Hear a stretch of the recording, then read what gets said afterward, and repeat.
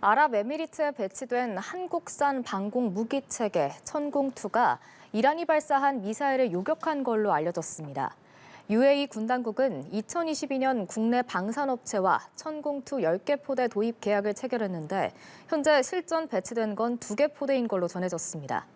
최근 미국과 이스라엘의 공격을 받은 이란이 주변국 미군 기지 등을 향해 미사일 공격을 감행했을 때 UAE에 배치된 천공2도 미국제 패트리엇 등 다른 방공 무기와 함께 실전에 참가했습니다. 천공2는 탄도탄과 항공기 공격에 동시 대응하기 위해 개발된 중거리, 중고도 지대공 요격 무기 체계로 한국형 패트리엇으로 불립니다. 천공2 1개 포대는 요격 미사일 발사대 4기에 레이더, 교전 통제소 등으로 구성됐습니다. 미국, 이스라엘과 이란의 전쟁 여파가 중동 전역으로 확산하고 있습니다. 미국 공습 이후 이란의 무차별 보복 공격이 이어지면서 유럽 주요국들까지 중동 내 자국민 보호와 영내 안정을 위한 대응 방안 검토에 나섰습니다. 보도에 김지수 기자입니다. 미 해군 제5함대가 주둔하고 있는 바레인의 항구에서 정비 중이던 미국 선적 유조선이 공습을 받고 불에 타오릅니다. 미국과 이스라엘은 대이란 공격을 이어가며 테헤란 등 곳곳의 기관과 병원 등에 공격을 가했고 이에 맞서 이란은 영내 아랍 국가들에 있는 미군 기지와 이스라엘군 본부에 공습을 이어갔습니다. 특히 중동 최대 규모의 사우디아라비아 라스타누라 정유시설의 무인기 공격이 가해진 것은 걸프 국가들의 충격을 안겼습니다. 무인기 충돌 전 요격됐지만 걸프 경제의 생명줄을 겨냥한 중대한 사태 악화 행위란 평가가 나왔습니다. 친이란 세력인 저항의 축이 중동 주요 공항과 에너지 시설을 타격하는 등 무차별 보복이 이어지자 사우디아라비아, UAE 등 걸프 6개국에서도 직접 군사 행동에 나설 수 있다는 경고가 나옵니다. 미군은 중동의 여러 국가가 미군을 위해 대공 방어 지원을 하고 있다고 밝혔습니다. 레바논 무장정파 헤즈볼라와 이스라엘의 교전으로 레바논 수도 베이루트에도 공습이 이어지는 등 전방위로 확전하는 양상입니다. 2024년 11월 맺은 이스라엘과 헤즈볼라의 휴전 협정도 사실상 파기됐습니다.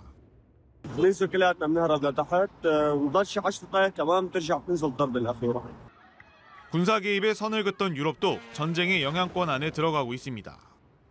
영국, 프랑스, 독일 정상은 공동 성명을 내고 영내에서 이익을 방어하기 위한 조처를 할 것이라며 이란의 미사일, 드론 발사 능력을 발원지에서부터 파괴하는 것까지 여기에 포함될 수 있다고 밝혔습니다.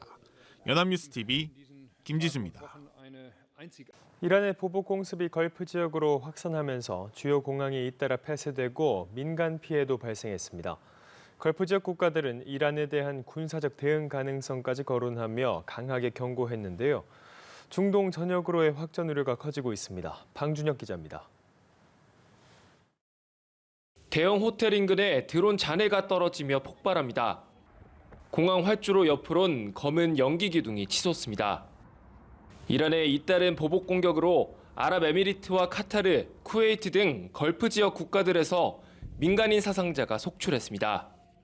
두바이 국제공항을 비롯한 주요 허브 공항들이 폐쇄되면서 항공편이 대거 결항하는 등 극심한 혼란이 빚어졌습니다.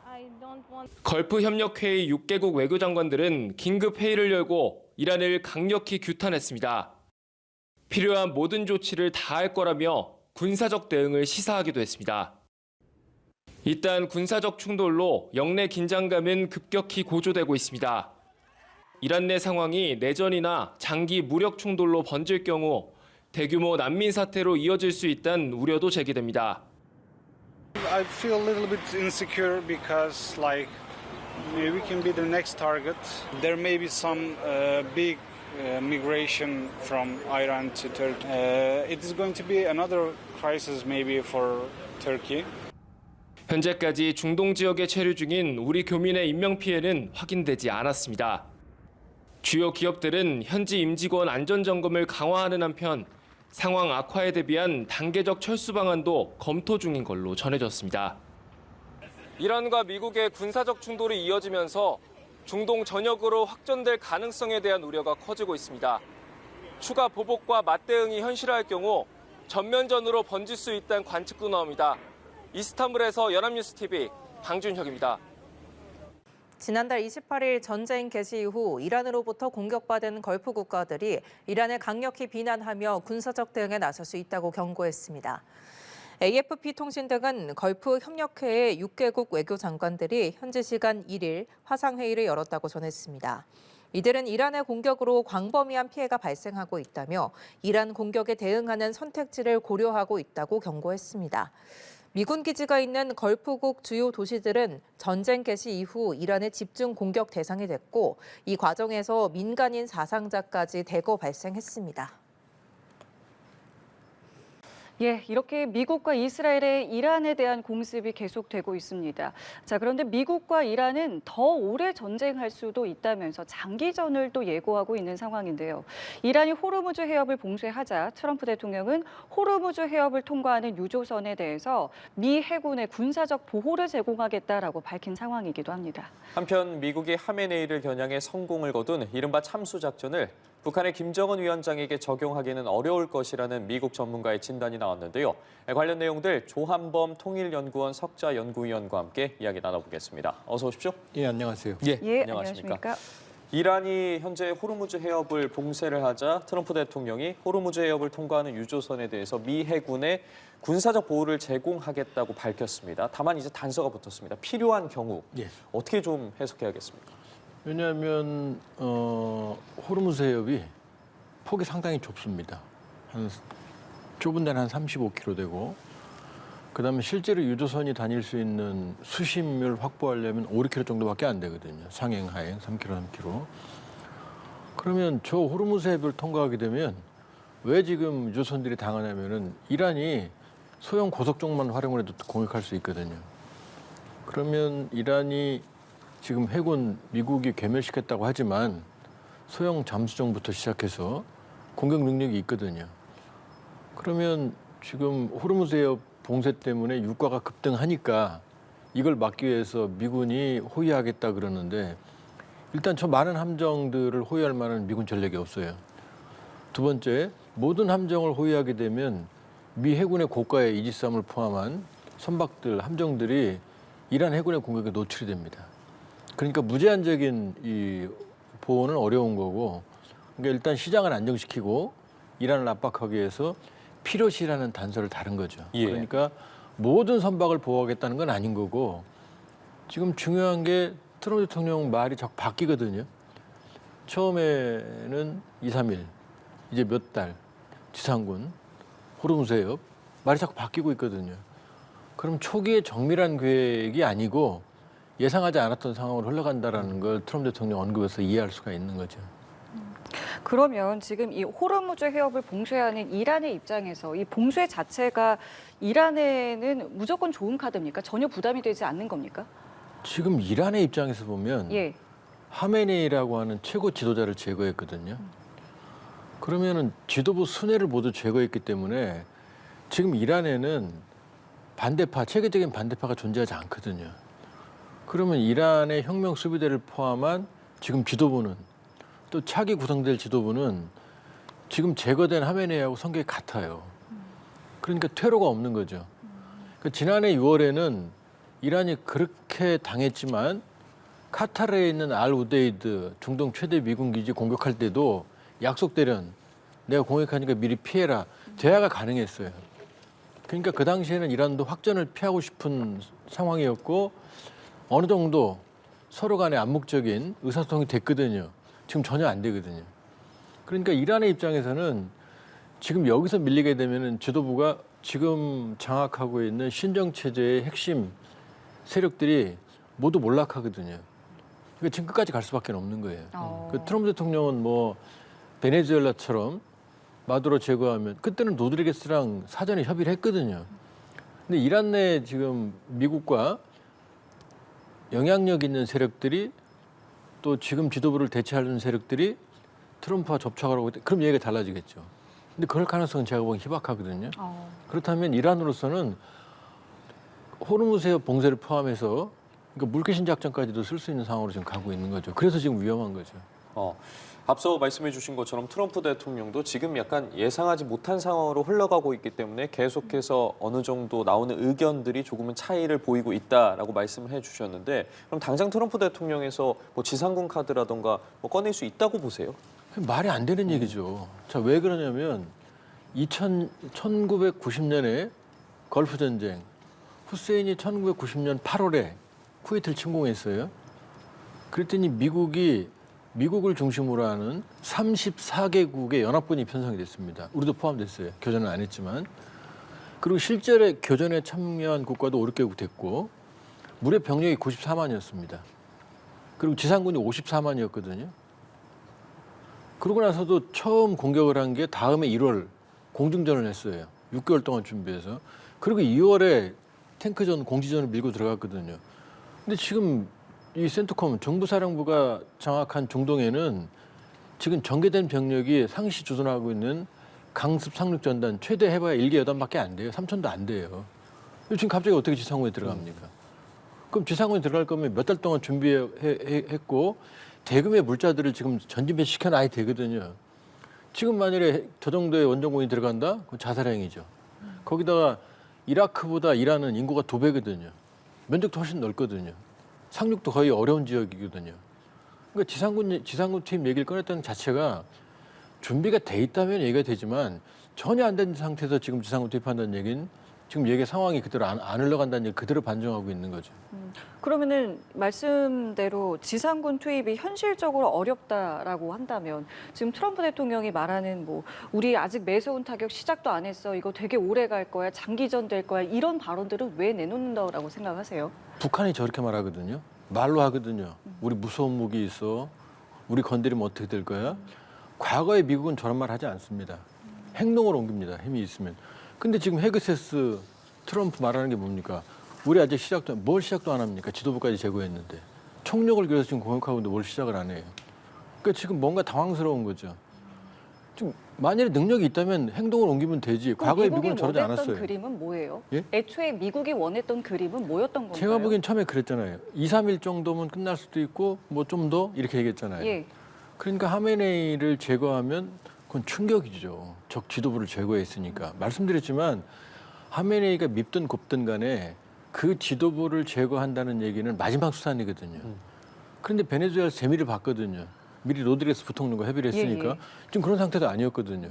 그러니까 초기에 지도부를 제거하면 지금 센트컴 정부사령관이 그런 얘기 했잖아요. 뱀의 머리를 잘랐다고. 그렇게 생각했던 것 같아요. 뱀 머리 자르면 몸통은 아무 움직임을 못 하잖아요. 지금 아니거든요. 정상적으로 정상은 아니지만 반격을 하고 있거든요. 그러니까 이란의 신정체제는 이 뱀의 머리라면 일종의 메두사예요. 머리가 많습니다.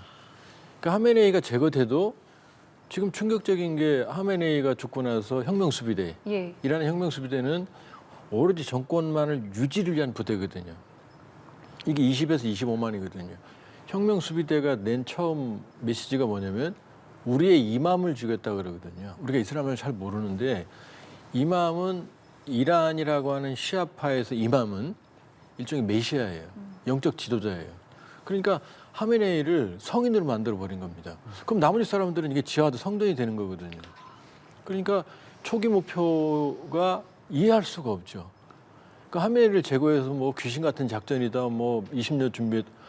아니 집무실에서 관저에서 회의하고 있는데 때리면 누구는 못 때립니까?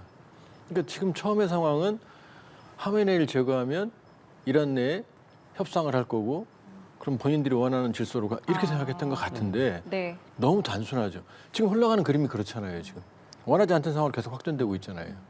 그러니까 지금 상황에서는 트럼프 대통령 그다음에 이 헤그세스 국무장관 입에서 자꾸 거친 발언이 나온다는 얘기는 제대로 안 들어간다는 얘기죠. 그리고 다시 말씀드리지만 지상군 투입하는데 지금 준비가 전혀 안 돼 있다는 거예요. 준비하려도 몇 달이 걸려요. 지금 있는 중부 센트컴 사령부에 있는 해병 원정대를 집어넣는다 그러면 자살행위입니다.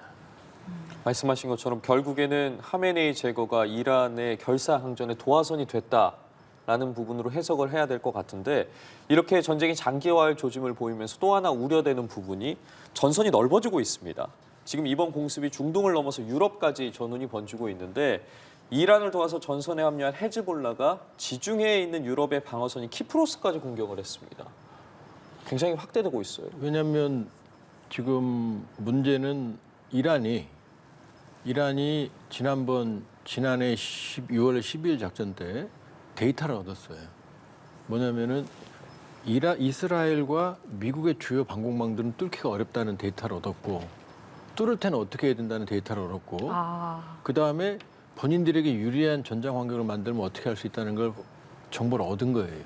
그러니까 지금 이스라엘을 때릴 때도 지금 소모전입니다. 그러니까 지금 미군이 이번에 썼던 이 드론 같은 경우도 아이러니하게 그 오리지널, 그 원래 기술이 이란 거예요. 샤헤드 136이라고 하는. 이걸 미군이 카피해서 쓴 거거든요.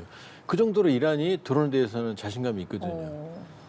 그 러시아가 우크라이나전에 쓴 드론도 샤헤드 136을 복제한 거예요. 근데 이 샤헤드 136은 뭐냐면 사거리가 2,500km까지 되는 데다가 값이 2만 불 정도밖에 안 해요. 근데 이걸 요격하려면은 이게 수백만 달러짜리 미사일들을 쓰는 거거든요. 근데 이란이 이 생산 능력이 월별 수천 수만 대가 돼요. 이걸 지금 쌓아놓은 것들을 쓰니까 지금 이스라엘의 방공망이 피로도가 증가하고 있고, 첫 번째. 지금 말씀하시는 것처럼 이란의 목표는 뭐냐면, 자, 중동에 바레인, 카타르, 아랍에미리트, 쿠웨이트, 여기에 사우디아라비아까지 미군 기지들이 있는데 이게 이란에서 아주 가까운 근거리거든요. 거기다가 그러니까 이런 쪽에 있는 민간 시설을 타격하면은 막을 수가 없거든요. 그러니까 이스라엘도 방공망이 피로도가 떨어지니까 지금 떨어지는 것처럼 지금 막고 있거든요. 네네네. 다는 못 막거든요. 그다음에 주변국들을 끌어들이고, 그다음에 이제 유럽까지도 끌어들이는 거죠. 왜냐하면 유럽은 지난번 걸프전 때는 참여했지만 지금 참여할 의사가 없거든요. 이 전쟁이 얼마나 위험한지를 알고 있거든요. 그러니까 주변국들을 피로감을 더 증가시키면, 그럼 우리 생각에는 그럼 주변국들이 뭐 참전하겠네 생각하지만 그게 굉장히 위험하거든요. 그러니까 미국을 압박하지 이란을 압박하지는 않거든요. 그렇게 보면 또 하나는, 그러면 유럽에 있는 나머지 있는 중동에 있는 국가들이 이란에게 화가 나니까 이란과 전쟁하지 않을까? 그건 굉장히 위험합니다. 왜냐하면 이란은 시아파고 나머지 중동에 있는 국가들은 수니파 왕정 국가들이거든요. 근데 시아파와 수니파가 왜 이렇게 왼수냐면 쭉 올라가 보면 서로 왼수가 될 수 있는 680년의 카르발라 전투라는 게 있어요. 시아파의 정통의 뿌리를 이쪽 소위 수니파 쪽에서 참수를 해버리거든요. 그러니까 이 뿌리로 가버리면은 만일에 이 사우디나 바레인 이런 국가들이 이란과 전쟁을 하게 되면 시아파 수니파 전쟁이 되는 거예요. 그렇게 되면은 이제 이게 어디를 튈지 모르죠. 왜냐하면 중동 국가들이 다 왕정 국가니까 이슬람의 기본 정서까지 흔들려 버리면은 일파만파가 될 수 있으니까 이란이 아주 교묘하게 교활하게 그 부분을 건드리고 들어가는 거죠. 주변국으로 확전을 시키는 거죠. 그러면은 조금 전에 말씀하실 때 유럽이 이전과는 다르게 이번에는 아예 여기에 대해서 참전할 생각이 없을 것이다라고 하셨는데, 미국에서 이것을 압박해도 전혀 그 마음이 돌아가지는 않을까요? 이 전쟁 명분이 없잖아요. 걸프 전쟁 때는 쿠웨이트를 침공했고 거기에 대해서 중동 질서 안정을 위한 합의가 있었는데, 네. 근데 이 전쟁은 일방적으로 지금 트럼프 대통령도 명분을 뭐냐면 이란이 먼저 공격하려고 그래서 이란이 미국을 먼저 왜 공격을 합니까? 그다음에 핵 문제였다는 명분도 핵 문제가 악화됐다는 증거가 없거든요. 그러니까 이란 정권을 전복시키는 게 목표였다는 게 점점 드러나는데, 거기다 이게 종교 전쟁으로 가고 있거든요. 그러면 유럽 입장에서는 이게 잘못되면은 유럽 내에 이 시아파 벨트의 테러 같은 것도 우려할 수밖에 없거든요. 그러니까 저는 왜 초기에 하메네이는 제거를 해도 이란 국민들의 손으로 제거를 해야 돼요. 그래야 이란 내의 민주주의의 씨앗이 되는 건데, 하메네이는 39년생 고령에다가 또 불치의병을 앓고 있는 걸로 추정이 되기 때문에 자연적인 수명이 얼마 안 남았거든요. 그러면 하메네이 독재 정권을 무너뜨려도 이란인 손으로 해야 되는 거고, 내버려도 사실은 자연적 수명이 얼마 안 남았는데 제거해버리니까 이제 이 지지자들 입장에서는 신앙도 구심점이 돼버리는 거죠. 그러니까 굉장히 위험한 선택을 한 거라고 보는 거죠. 이란의 어쨌든 의도에 대해서도 짚어주셨는데 그렇다면 이란 내부의 사정을 조금 더 들여다보도록 하겠습니다. 하메네이 폭사 이후에 어쨌든 최고 지도자를 이제 선출을 해야 하는 상황인데 트럼프 대통령이 독일 총리와 만난 자리에서 이런 이야기를 했습니다. 사망한 하메네이만큼 나쁜 인물이 권력을 장악하게 된다면 최악의 상황이 될 것이다. 아마도 이 반미 노선을 이어온 직전 지도부와는 다르게 본인이 의도하고 있는, 생각하고 있는 협력적인 새 지도자를 기대하는 발언 같은데 이란도 베네수엘라처럼 이런 친미적인 지도자가 현 시점에서 나올 수 있다고 보십니까? 쉽지 않죠.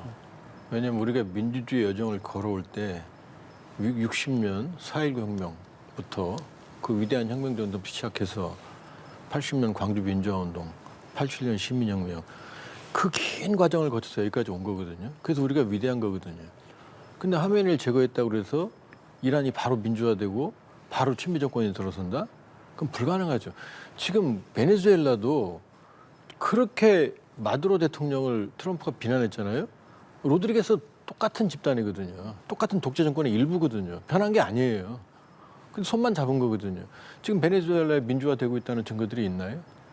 그렇게 보면 트럼프 대통령은 다음번에도 또 제거하겠다 그러는데 만약에 다음번에 제거되면 끝없는 저 시아파의 원리주의에 가까운 저 신정체제 후계자들이 나타나지 손 딱 놓고 나서 항복할게 친미할게 이러겠습니까? 저 지도부들이 만약에 그렇게 된다고 그러면은 영적인 구심점부터 시작해서 모든 걸 다 상실하는데 거기다 또 하나는 저렇게 해버리니까 지금 전시를 만들어 보니까 이란의 민주주의를 희망하는 시민들이 거리를 못 나오죠. 전쟁인데. 왜냐 지금 혁명 수비자가 독에 올라 있는데 지금 거리를 어떻게 나옵니까? 그러니까 미국이 트럼프 대통령의 의도는 핵을 명분으로 핵 문제를 완전히 제거하면서 네. 지도부를 신정체제로 없애고 친미 이슬람 국가를 만들겠다는 생각이었던 것 같은데 그렇게 쉽지가 않죠. 국내 정치라는 게, 국제 정치라는 게. 그럼 지금 계속 들려오는 소리는 지금 이란에서는 후계자 선출을 하려고 한다, 누가 유력하다 이런 말들 나오고 있는데 그럼 이란은 본인들이 하려는 그 절차대로 갈 거라고 보세요? 지금 이제 하메네이의 위상을 보면 이란의 시아파는 12이맘파라는 시아파인데 그 마지막 이맘이 9세기에 사라집니다. 그런데 이 이맘이 살아있고 이 재림을 할 거라는 일종의 메시아 신앙이거든요. 근데 그 이맘을 대리하는 게 하메네이였어요. 예. 그게 이제 이 시아파의 그 신정체제의 원리거든요. 그 제거되니까 그 제거가 되면은 지금 페제시키안 대통령, 사법부 수장, 그다음에 헌법수호위원회라는 3인 임시위원회를 만들고 이 사람들이 통치를 하는데 그러나 후계자는 뽑아야 되거든요. 전문가위원회라고 하는 90인 정도 되는 위원회에서 뽑는데 다 이슬람 강경 원리주의자들이죠. 지금 한 88인으로 구성되어 있는 걸로 알려져 있어요. 90인 내인데. 예. 지금 선출하려고 그러는데 그 선출한 장소를 또 폭격한 거거든요. 근데 그렇다고 안 하겠습니까?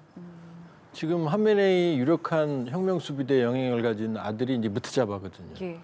무트자바 쪽으로 간다라는 설이 있거든요. 그러니까 누가 돼도 지금 라리자니 안보위 사무총장이라든지 지금 온건한 인물이 전혀 없어요. 오히려 페제시키안 대통령이 가장 그 온건한 인물일 정도거든요. 그러니까 지금 이란 내에 트럼프 대통령이 세 군데와 지금 대화하고 있다고 그러는데 그 세 군데가 있어도 이란 내에 영향력이 있을 리가 없어요. 지금 미국에 있는 마지막 팔레비 양소는 이란 사람들이 좋아하지도 않고 누군지도 모르고 그렇게 보면은 지금 상황은 악화되고 있다. 그 퇴로가 없어요. 이란의 지금 지도부로서는. 거기다 이란의 시민들은 민주주의를 희구하는 세력들은 지금 숨을 죽이고 있을 수밖에 없거든요. 환호하고 이런 장면 나오지만 그건 일부입니다. 네. 또 더 결속하는 세력도 또 있거든요.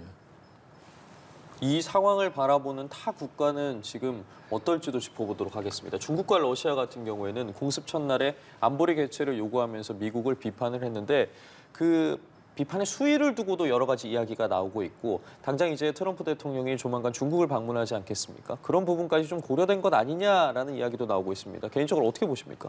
일단 이란은 동맹이 없습니다.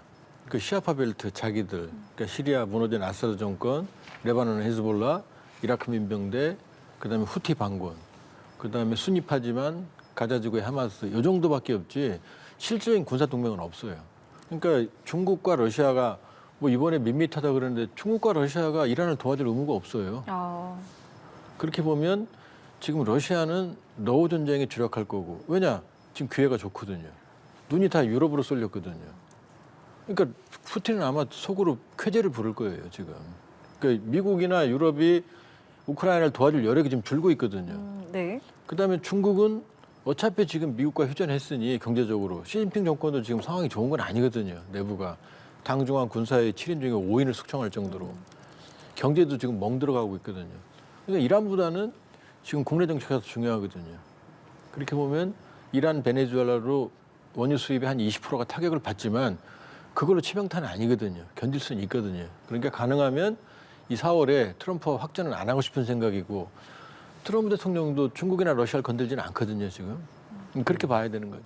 그럼 트럼프 대통령 입장에서 방중을 하는 게 이란 공습을 뭐 멈출 계기가 된다든가 이유가 되는 거는 아니라고 볼 수 있는 지금 겁니까? 중국 변수는 아니에요. 지금 뭐 이란, 베네수엘라 공격이 뭐 중국을 압박하게다 그러는데 지금 트럼프 대통령은 사실은 일단은 11월 중간선거까지는 중국과의 확전은 피하고 싶어요. 아, 거기다 지금 관세가 지금 위법이 됐기 때문에 예. 중국을 압박할 수단도 없어요. 뭐 자고 나면 10% 줄 거야, 20% 줄 거야. 그건 이제 못합니다. 도깨비 방망이 못 써요, 이제. 예. 그러니까 트럼프 대통령도 중국과 충돌을 더 강화할 이유가 없죠.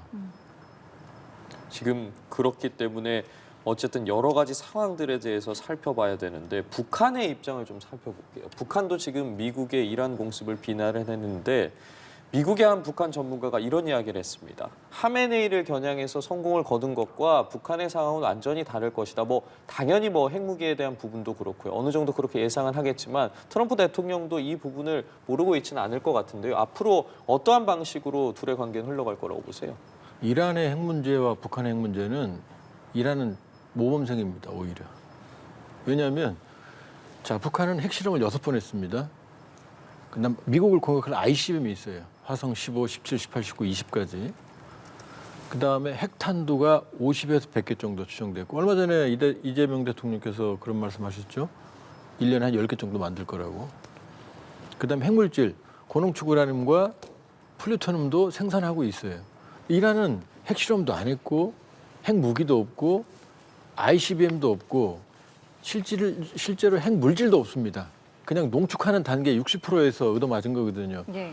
그러니까 나쁜 놈으로 치면 북한이 곱하기 10에 곱하기 100은 되는 거죠. 그런데 트럼프 대통령이 이 말했어요. 중동에서는 항구적인 해법을 찾겠다. 이란 시아파 벨트를 제거하겠다는 겁니다. 항구적으로. 핵 문제뿐만이 아니라. 그런데 김정은에 대해서 뭐라고 말했어요? 나 러브레터 주고받았어. 러브레터. 나 친해 이랬잖아요. 방식이 다른 거예요. 왜냐? 북한은 뒤에는 동맹, 합법적인 동맹인 국제법적인 북중 동맹이 있고 그다음에 러시아도 지금 파병까지 했거든요. 네. 붙어 있죠. 그다음에 우리가 인질이잖아요. 대한민국이. 이걸 건드리면. 그다음에 북한에 핵무기가 있기 때문에 북한의 핵무력법에 따르면 김정은이 제거되면 유고시에는 자동적으로 핵미사일이 발사되게 돼 있어요. 아, 그렇군요. 그렇게 법을 만들어 놨어요. 네, 지도부가 제거되면. 손을 쓸 수가 없죠. 써서도 안 되는 거죠. 만약에 쓴다고 우리가 막아야 되는 거죠. 그러면 앞서 저희가 방중 여쭤봤는데 이렇게 되면은 북미 대화 뭐 가능성 이런 부분은 어떻게 또 높아지는 겁니까? 아니면 그건 또 변수가 아닌 겁니까? 저는 높아진다고 봐요. 왜냐하면 이미 김정은 위원장이 지난해 그랬잖아요. 나 트럼프와 좋은 추억이 있어. 좋은 추억이 어디 있어요? 하노이에서 얻어먹고 왔는데 노딜로. 그다음에 못 만날 이유가 없어. 다만 대북 적대시 정책을 철회해. 그랬고 이번에 구체당대에서 똑같이 말했거든요. 그랬더니 백악관 입장이 뭐냐? 조건 없는 대화를 원한다고 그렇죠. 그랬거든요. 예, 만난다는 얘기잖아요. 네네. 근데 이란한테 그렇게 안 했거든요. 받아들일 수 없는 조건을 했거든요. 농축을 완전히 포기해 미사일도 개발하지 마. 세상에 미사일을 개발하지 않는 나라가 어디 있습니까?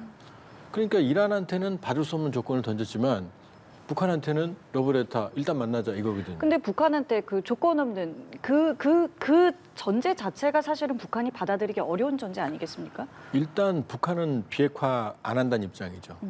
그런데 김정은 위원장 입장에서는 네.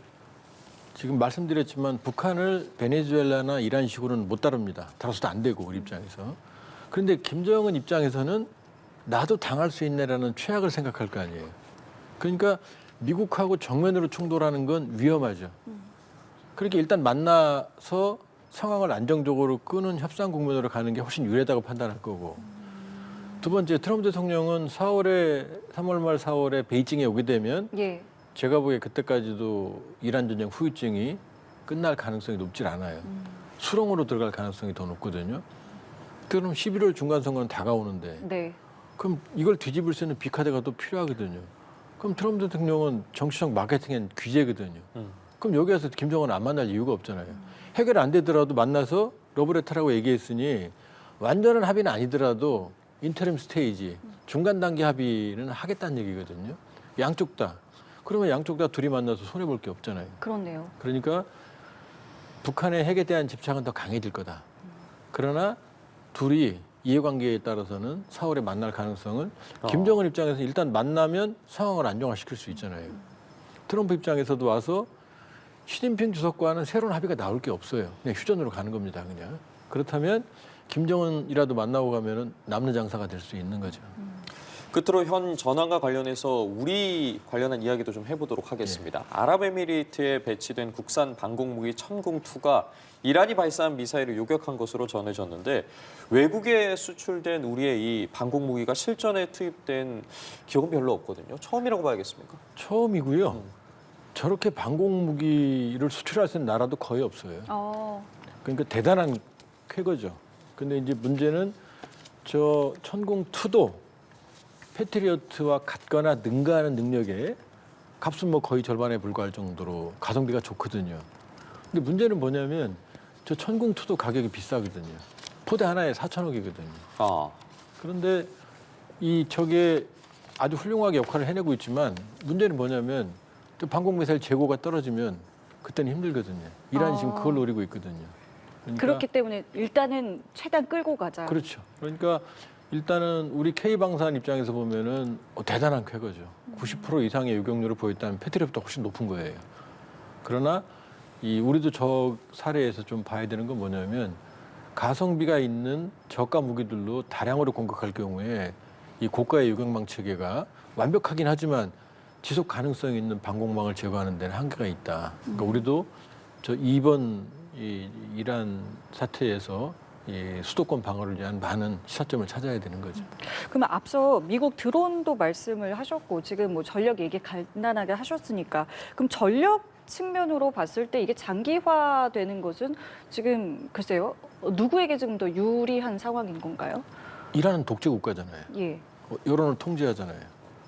미국은 아닙니다. 벌써 지금 이번 공격에 대해서 미국인의 59%가 반대, 27% 찬성, 지상군 투입은 12%가 찬성이에요.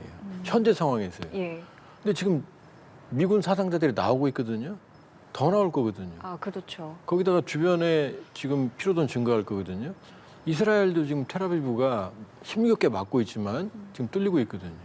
그렇게 보면 시간이 갈수록 이란은 퇴로가 없는 갈 때까지 갈 사람들이고 국민 여론을 신경 안 쓰는 그런 독재 집단인 거고 예. 미국은 아니잖아요. 지금 전쟁의 명분을 찾기도 어렵고 유럽도 지금 서로 발을 담그려고 안 하고 있거든요. 예. 그러니까 시간은 전체적인 피해를 보면 이란이 불리하죠. 그러나 오로지 신정체제 유지만을 생각하는 국민의 안위를 생각하지 않는 저 시아파 신정체제의 지도부로 본다 그러면은 시간은 시아파 편, 이란 편이라고 볼 수 있죠. 예, 알겠습니다. 그 시간이 어떻게 흘러갈지 지켜봐야 할 것 같습니다. 지금까지 조한범 통일연구원 석좌연구위원과 함께했습니다. 말씀 고맙습니다. 감사합니다.